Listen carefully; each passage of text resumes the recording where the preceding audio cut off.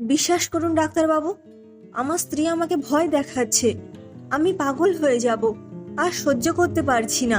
ছেলেটার চোখে মুখের একটা উৎকণ্ঠা। ডক্টর তলাপাত্র ভালো করে স্টাডি করে নিয়ে বললেন, মেয়ে ছেলেকে আবার ভয় পাওয়ার কি আছে? আপনি ওকে দাবিয়ে রাখতে পারছেন না। কি এমন ভয় দেখাচ্ছে সে? প্রথম দিন থেকে মেয়েদের চাপে রাখতে হয়। এই আমাকেই দেখুন, আমি বাড়ি ঢুকলেই বউ ভয় পায়। হাতের কাছে জল, বাড়ির পোশাক, রুমাল এসব না থাকলেই আমি চিৎকার করব সে জানে। আমার পছন্দ মতো রান্না করা, ঘরদোর গুছিয়ে রাখার, বাচ্চা মানুষ করা, এইটুকু তো কাজ। আগন্তুক বলে, চাপেই তো রাখতাম ডাক্তারবাবু। গত 10 বছর ধরে সকাল বিকেল নিয়ম করে বেল্ট দিয়ে থাক সে কথা। কতদিন না খেতে দিয়ে বাথরুমে বন্ধ করে রেখেছি। কিন্তু পরশু দরজার কাঠের ডাসাটা একটু বেশি জোরে লেগেছিল মাথায়। শালি মরল না জানেন, রক্তে ভেসে যাচ্ছে মাথা। ওভাবেই হাসতে শুরু করলো। সে কি পাগলের মতো হাসি, কান যেন ছিঁড়ে যাচ্ছে। ডাক্তারবাবু মনে মনে বলেন, a case of mental disorder. মুখে বলেন, বেঁচে আছে তো, সেটাই তো মুশকিল। ওইভাবে রক্ত ঝরেই চলেছে পরশু থেকে। যতই ওকে বন্ধ করে রাখছি, কি করে যেন বেরিয়ে আসছে। এমনকি অফিসেও পৌঁছে যাচ্ছে। ডাক্তার তলাপাত্র এবার মুখ তুলে চাইলেন, এখানেও এসেছে।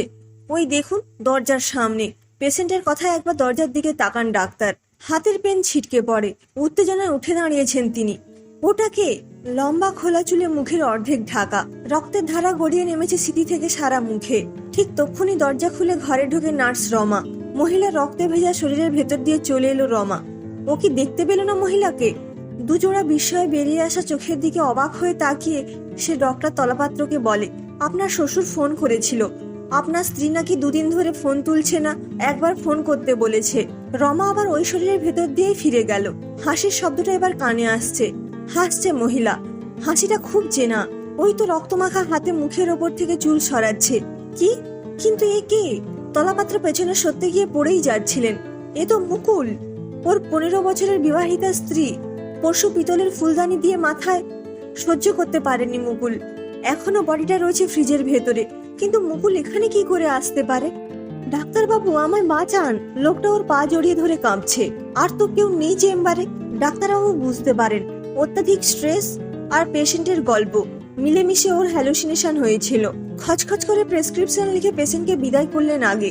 বাথরুমে গিয়ে চোখে মুখে জল দিয়ে আয়নায় তাকিয়েই চমকে উঠলেন। ঠিক পেছনেই দাঁড়িয়ে আছে মুকুল।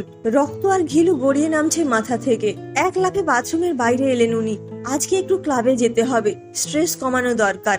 দ্বিতীয় পেগে চুমুক দিতেই জোরে বিষম খেলেন ডাক্তার তলাপাত্র। ঠিক সামনেই চেয়ারেই মুকুল, সেই রক্তে ভেজা মাথা। কেউ দেখার আগেই গাড়িতে গিয়ে উঠলেন উনি। সামনের সিগন্যালে দাঁড়াতেই মিরারে চোখ গেল। এ কি? পেছনের সিটে বসে রয়েছে মুকুল।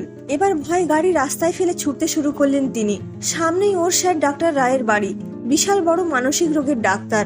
ওর বাড়ি ঢুকতে ঢুকতে একবার পেছন ফিরে তাকালেন ডাক্তার তলাপাত্র। ওই তো ওধারের ফুটপাতে দাঁড়িয়ে মুকুল।